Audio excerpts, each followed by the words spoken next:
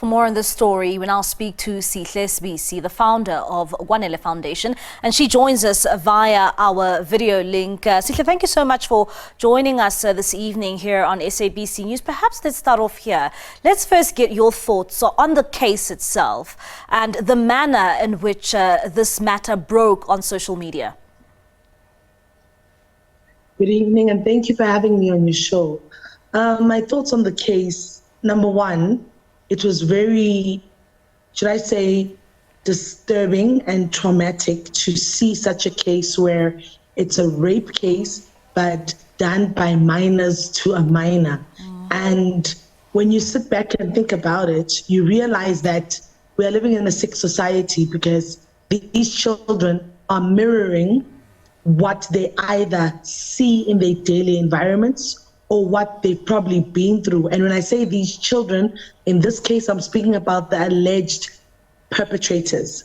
And when you look at the whole entire situation, it's as though these kids are crying for help, a deeper sense of help, because they might themselves have been victims of abuse, or it's a societal influence where they live in an environment where it's normal for them to find themselves inflicting such trauma, such violations to other children, other minors amongst themselves. I mean, the fact that they had the guts and they deliberately were able to share it on social media, even explain, go into details about it, that on its own shows you that our generation, the children we are raising, have lost their moral ground. They've lost their sense of knowing the difference between right and wrong. And that goes back and it speaks to us as parents to say, we need to unlearn and face the reality that we need to face our childhood traumas so that we're able to assist our own children to not go through such horrendous crimes and do what is not meant to be done. Speaking over again to the Department of Education, it means the education of gender-based violence within the classroom, within the school is lacking, because you will find that, yes, the schools might have life orientation educators, but are they really narrowing down to discuss the real matters at hand? And it's a shame situation that we find that in the educational department now, education, the educators themselves, it's about administration. Most of the work they do not have enough time to narrow down and teach these learners about the consequences of such acts in the reality of it. And Sihle, you know, you are saying that these actions are just saying that this is a cry out for help. And I saw a lot on social media that a number of people were basically saying the same thing. When you say a cry for help, what do you actually mean by that? What I actually mean is, I'll give an example. As Kwanele Foundation, we had a case of a minor a 10-year-old boy who went and raped his fellow classmate who was 8 years old. But through our investigation, remember now, if it's minors, if it's a rape case between minors, we rely on the social workers given by the government to go and do fact findings and intervene on our behalf. But when we also investigated as Kwanele Foundation, we came across a situation that this alleged 10-year-old perpetrator lives in a one-room shack with their mother. Their mother is an alcoholic, and the mother tends to bring different men in and out of the home at night, thinking the child or the children are sleeping because they sleep on the floor. So whenever she's engaged in her acts that give her money, in her line of work, which is prostitution, the boy at times is not sleeping, so he gets to see what the mother is doing. So what does he then do? He goes to school and he wants to act out that which he sees being done to his mother at home, because to him, it's his normality.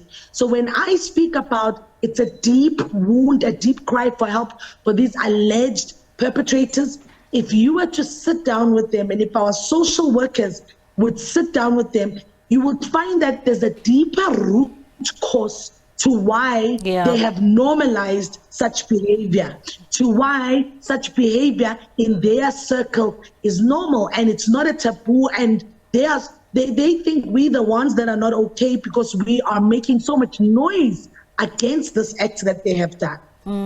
Very concerning, the issues that you are highlighting there, Sihle. At the same time, you have called out those sharing videos and images of this teenage girl who is the victim in this matter. And you are saying that this is basically secondary victimization here being done to her. Indeed, this is the worst gruesome. It goes back to GBV, gender-based violence, because most people think gender-based violence only occurs once someone has been beaten up or killed and found in a dead ditch somewhere. But this goes back to secondary victimization, the fact that they have already named her on social media, the fact that they've already gone as far as detailing and explaining what's happening, the fact that for them, they find joy in this act where they were able to have multiple conversations about this. Already the victim has been traumatized by the ordeal. Now, she must be dealing with that trauma. Now, secondary victimization is when, instead of allowing the victim to deal with the trauma, you are now exposing her identity, allowing the public to judge her, allowing her to go through public scrutiny, because when you read some of these comments, most people are vilifying this girl. Most people are saying, but why was she drunk? What was she doing there? And it goes back to a point of saying, just because I'm drunk does not mean I'm giving you consent over my body. I'm not saying she was drunk, I was not there. But the reality is, my unconsciousness state of mind in that present moment is definitely not consent. That is why I had to say, those who keep sharing these videos, those who are going ahead and vilifying these girls, because they might say, but I never said, but you are sharing it. That is a prosecutable crime in our country, because our Honorable President Cyril Ramaphosa on the 1st of July 2021, he declared into effect the POPI Act, with the protection of people's rights and confidentiality. You can't easily cyberbully people. You can't share people's names, surnames, ID numbers, religion. You can't share people's personal information on a public platform, on social media, without the person's right. Now, our society is either ignorant or they are not aware of such laws, but they need to be educated that this is prosecutable and it is a crime. And if the family of the victim, because the victim is a minor, decides to go open a case of harassment and intimidation and cyberbullying, and the police then go and investigate all those accounts that shared this information, woe unto you. You will find yourself wanting in the hands of the law, because it is a prosecutable crime. So stop sharing these videos. It is wrong. Coming back to the actual case and, the teenage boys who have been arrested, and one would say that they come from a very affluent neighborhood. They live in an estate. I mean, just earlier on, you were saying that this is a cry out for help. And, you made the comments of a 10-year-old boy whose mother, unfortunately, is a prostitute and, was doing these acts in front of her 10-year-old son. One would say that, as a society, when you look at this actual case, does it seem as if not enough here is being done to teach young people about rape, even those who come from affluent neighborhoods, who we expect them to know better, because even the schools that they go to much more affluent schools. What does it say about our society?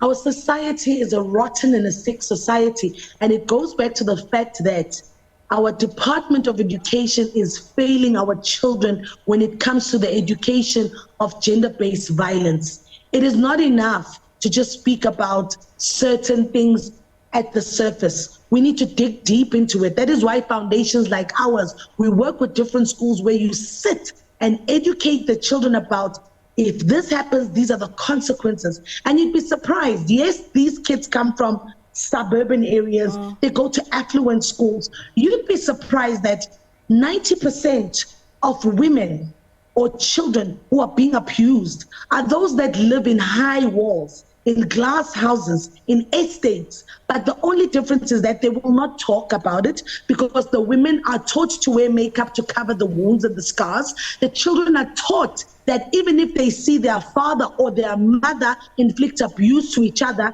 they are given money in order to silence the kids. That is when you find kids that are overspoiled, kids that are live over entitlement, because the parents will do everything to try and silence these kids, to say, we do not talk about what happens in our glass house, in our high wall fences. So, but then at the end of the day, it goes back to saying the schools, education, we need to actually deliberately have these conversations as raw as they are, to say, because our kids are highly sexually active right now. They are engaging in substances and things that when in our times you would hide them.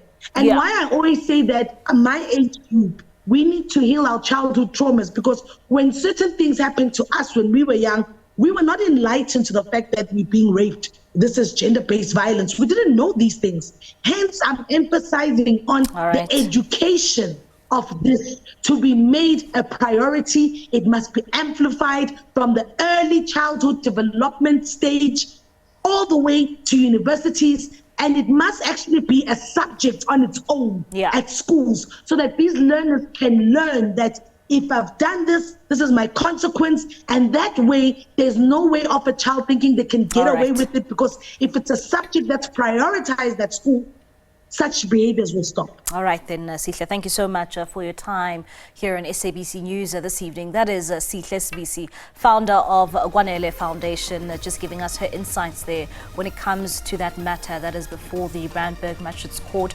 And we do understand that it will go back again to court on the 4th of January.